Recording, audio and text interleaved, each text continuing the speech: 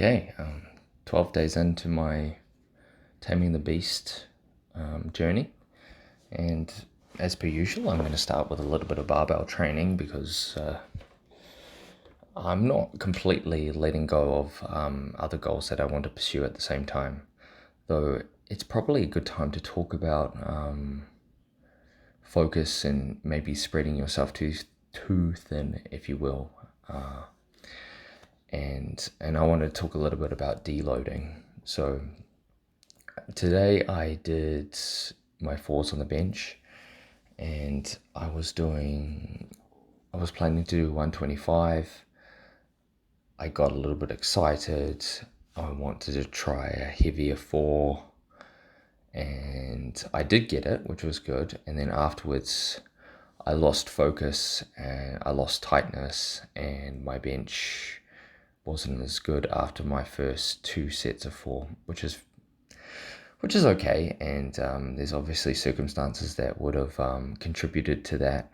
The fact that I had a heavy double yesterday and a couple of reps yesterday, the second rep on my double and the last rep on my eights was very slow and very taxing. You can definitely call them grinders. Here I'm doing 125, and this set was good. I think I was pretty happy with this. We've got the other dude in on this video, so this is the first time he's featured on my training log, which is good. Yep. So Adam there giving me some pointers, telling me that probably got a little bit more. And it's always nice to have a spot when you're benching. I feel like it gives you a little bit more, and I think there was a recent study that showed that I should go try find that. A recent study that showed that having a spotter improves bench performance, and I can totally believe that. And we will see later on when I do my bench without Adam, it's not as good. So here's a 4 at 127.5, and that is actually the best four I've done. I've done it once before, and so I matched it. That's good. And then going forward, I was hoping that I would hit a 4 at 130 plus in this particular block, but it doesn't look like that's going to happen, and hence the discussion about deloads. So here I dropped back down to 125 because I didn't think I would be able to repeat that. And I misgrooved, lost my footing there. I probably could have done more reps, but I just lacked confidence, and I think I lost shoulder position a little bit.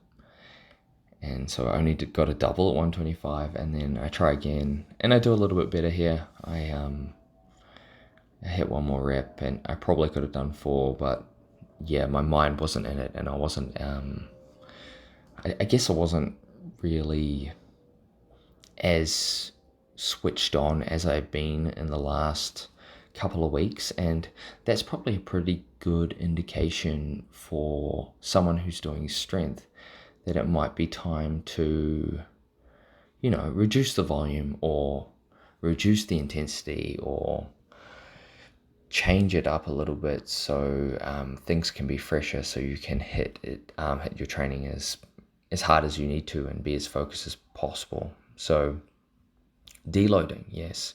So when to deload? Well, it depends, right? So with the way I'm training with daily undulating periodization, it's very hard to work out when you're going to deload because you are working multiple ranges on different days, and sometimes you may feel like you are beat up, and then you get an amazing performance at a different rep range, and then it just keeps going. So you can actually dodge the deload for a period of time with that particular method. However, at some stage it is going to catch up to you. Connective tissue might get sore. You might just feel flat, which is what I felt like today. Or maybe you're just sore, or the weights feel heavy. So those are the sort of indications that it's almost time for a deload, for strength specifically. when you're training for hypertrophy or you're doing bodybuilding, you can probably structure in the deload quite easily. If you're using an RAR method, you can tailor it in. So RAR is reps in reserve. So if you wanted to do 4 weeks of work, you could start with 3 RAR, then 2 RAR, and then 1 RAR, and then have a to failure week, and then after that you can have a week off, and then rinse and repeat the cycle. With strength, I know people use RPE as a gauge to work through a cycle in deloading. So they will build to an RPE 9.5 to try and inbuild the deload so they can better attack their strength going forward.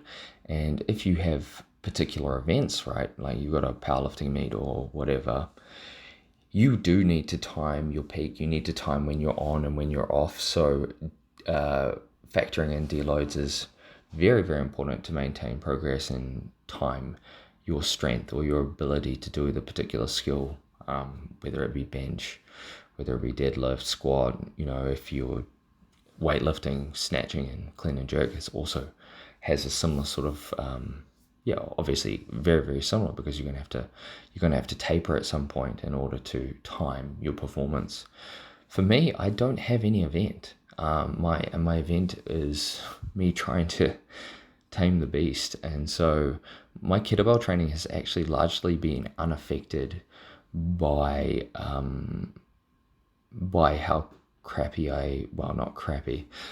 how my lack of performance with the barbell hasn't really crossed over to the kettlebells yet. So I think going forward next week, I will probably just pull back on the barbell training and keep pushing with the kettlebells and see.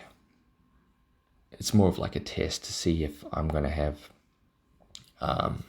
any sort of issues, or maybe it will catch up with me next week and I'll have to tailor back everything. But I think I strongly think, well, I have the suspicion that just switching straight to kettlebells and doing just less volume with the barbell work, I should be able to recover and come back stronger, start a bit lighter and build back up as you would usually do in most strength cycles. It's as simple as that. Now, I'm probably a little bit different than other people because, for some people, I think it is probably useful for you to tailor in or inbuild your deload, but mine is largely auto-regulated. This is my 12th week of continual training, building intensity. Now, as I've got further down the track, I have reduced the sets, but the intensity of the training or the weight of the training has continued to rise for 12 weeks. And that's not a normal strength cycle. Usually people would deload much before that. Now, you could make an argument that if I deloaded earlier, I could prolong this run. But if you factor in a couple of deloads into that week cycle, would I have got as far? I don't know. We don't have two Johns, so we can't compare. And I also like training to intensity, so there's definitely the value of following something that you enjoy. It's not that I don't like deloads, and I definitely find them valuable, but I just enjoy training with intensity, especially when you're still getting development, you're still making rep PRs, and the movements are feeling really good. So that's my take on deloading. Now, if you've never really deloaded before and you wanted a guide to it, there's two sorts of approaches. Well, the main approach is just to reduce volume. So that could be through reducing the intensity, the amount of weight that you're pressing, or it could be to do with the number of sets that you work or your accessory work. So I'm probably going to chop out a lot of the accessory work, and I'm probably going to reduce the amount of I'm going to reduce the amount of volume and probably the intensity a little bit. But it won't be like some people do, go down to 50%. I think I'll probably stick to 70 to 80% of my max for reps that are very, very comfortable, rep ranges which are very, very comfortable. That's how I'm going to approach it. But obviously there's multiple different ways that you can do it depending on how you like to deload, and I just suggest that you just reduce the volume and find a way that suits you and gets you ready to attack the next training block. Here I'm chucking in, just to finish off, I did some sneaky pistol practice. This is with the 32, did some pistol balance, as I like to call it, and then I hit a few pistols with the 32, and then right at the end we've got my sneaky attempt at 50 kilos. So in terms of taming the beast, back to what my goal is, I'm pretty sure I will be able to pistol the 48 within the week, right? Especially if I practice once or twice a week. Here on the next clip, this is a 50 kilo dumbbell. I actually think it's harder to pistol a dumbbell because you can't move it over, and I'm indicating this, you can't move it over your center of mass. With the kettlebell you can actually move it over your knee, so you can bring the weight, bring your center of mass across your body. I do it a little bit there, and so I did a little bit of pistol balance there, and that looked pretty comfortable, and so I thought I was gonna attempt a sneaky pistol 1RM or personal best.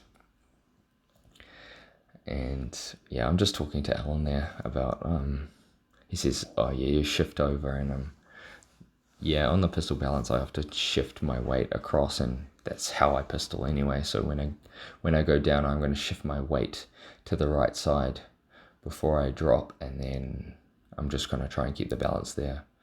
So the pistol's pretty good, but I fell right at the top, and that's a little bit of frustration. It was very close, but I definitely think I'll get it within the week.